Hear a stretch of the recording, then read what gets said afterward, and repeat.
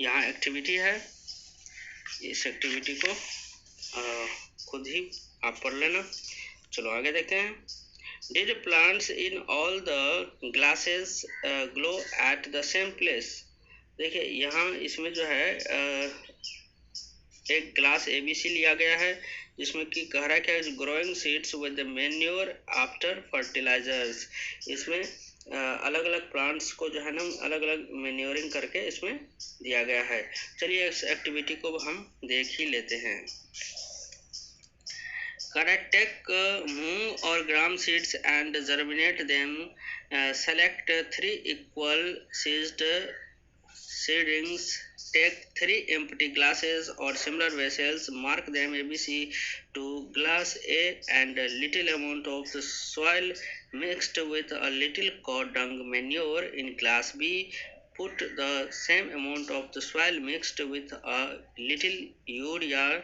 Take the same amount of the soil in glass C without adding anything। करेगा 3 गिलास ले लो, ABC उसमें mark कर दो। एक में क्या करो तो एक में आप जो है ना गौ के डंग को जो है उसमें मैन्योर के तौर पे इस्तेमाल करो, दूसरे में आप यूरिया का इस्तेमाल करो और तीसरे में कुछ भी इस्तेमाल मत करो। करें without Now pour the same amount of water in the each glasses and plant the seedlings in them। अब कह रहे हैं उसमें उचित मात्रा में सभी में बराबर बराबर जो है पानी उसमें डाल दो और फिर उसमें बीजों को बो दो। Keep them in the safe place and water them daily, और उसमें उसको सही जगह पे रख दो और फिर उसमें पानी लगातार रोज देते रहना। After 7 to 10 days observe their growth, और 7 से 10 दिन के बाद उसके ग्रोथ को ऑब्जर्व करो। अब कह रहा है कि did plants in all the glasses grow at the same space. क्या सभी ग्लास का सभी प्लांट जो है एक ही रफ्तार से बढ़ रहा है। Which glass showed better growth of plants? Which glasses was the growth faster? कौन से ग्लास का प्लांट्स बेटर ग्रोथ किया हुआ है, कौन सी ग्लास का प्लांट जो है वो तेजी से बढ़ा है। तो आप देख सकते हैं कि तीनों ग्लास का जो है वो प्लांट्स अलग अलग तरीका से बढ़ा है। ठीक है, इसमें कम हुआ है, इसमें थोड़ा उससे ज्यादा और इसमें सबसे ज्यादा हुआ है। तो ऐसा क्यों हुआ है। Fertilizers are chemicals which are rich in a particular nutrients। Fertilizers जो होते हैं वो एक chemicals होते हैं जो एक particular उसमें nutrients जो है वो भरे होते हैं, मतलब प्रचुर मात्रा में उसमें nutrients होते हैं। How are they differs from manure? तो बात यहाँ ये आती है तो कि fertilizers जो होते हैं वो manure से जो है वो कैसे अलग होते हैं। Fertilisers are produce in a factories. Fertilisers कहाँ प्रोड्यूस किए जाते हैं, फैक्ट्री में बनाए जाते हैं। Some examples of fertilisers are urea, ammonium sulphate, sulphur phosphate, potash, NPK यानी कि नाइट्रोजन फास्फोरस पोटासियम। ठीक है, ये सब एग्जाम्पल हो गया, उदाहरण हो गया किसके, फर्टिलाइजर्स का। तो हमने इससे पहले फर्टिलाइजर्स के और मैन्योर का जो डेफिनेशन लिखा था, तो मैन्योर का डेफिनेशन वर्मी कंपोस्ट हो गया था और फर्टिलाइजर्स का examples urea, ammonia, sulphate, sulphur phosphate, potash और नाइट्रोजन फास्फोरस और पोटासियम NPK हो गया। ठीक है, समझ में आया। चलिए आगे देखते हैं। The use of fertilizers has helped farmers to get better yield of crops such as wheat, paddy and maize। और ये फर्टिलाइजर्स जो है वो किसानों को एक अच्छा उपज जो है वो देने में जो है मदद करता है, जैसे कि व्हीट के, पैडी के और मेज के क्रॉप्स को में। But excessive use of fertilisers makes the soil less fertile. लेकिन अगर अधिक मात्रा में इसी फर्टिलाइजर का इस्तेमाल किसान करते हैं तो उनकी मिट्टी जो है वो कम फर्टाइल हो जाती है। Fertilisers have also become a source of water pollution. और फर्टिलाइजर्स जो होता है वो वाटर पोल्यूशन भी करता है। Therefore, in order to maintain the fertility of the soils, we have to substitute fertilizers with organic manure or leave the field uncultivated, यानी कि follow in between two crops। और इसीलिए हमें जो है फर्टिलाइजर्स के बदले में उसके कुछ सब्स्टिट्यूट का हमें इस्तेमाल करते रहना चाहिए, जिसमें कि हम ऑर्गेनिक मैन्योर का इस्तेमाल कर सकते हैं, या फिर नहीं तो 2 क्रॉप्स के बीच में हम कुछ समय के लिए खेतों को हम अनकल्टिवेटेड यानी कि उसमें हम बिना किसी खेती के उसे हम खाली छोड़ देना चाहिए। The use of manure improve soil texture as well as its water treating capacity. और मैन्योर क्या करता है, मैन्योर मतलब खाद, फर्टिलाइजर मतलब उर्वरक, ठीक है। तो खाद जो है वो सॉइल को इम्प्रूव कर देता है, उसके टेक्सचर्स को, जिसमें कि उसके वाटर जो है ना रिटेनिंग का कैपेसिटी बढ़ जाता है। It's replenish the soil with the nutrients, और उसमें मिट्टी में न्यूट्रिएंट्स को वापस इसमें ला लेता है, यानी सॉइल के न्यूट्रिएंट्स वापस बढ़ जाते हैं। Another method of replenishing the soils with the nutrients is the crop rotation।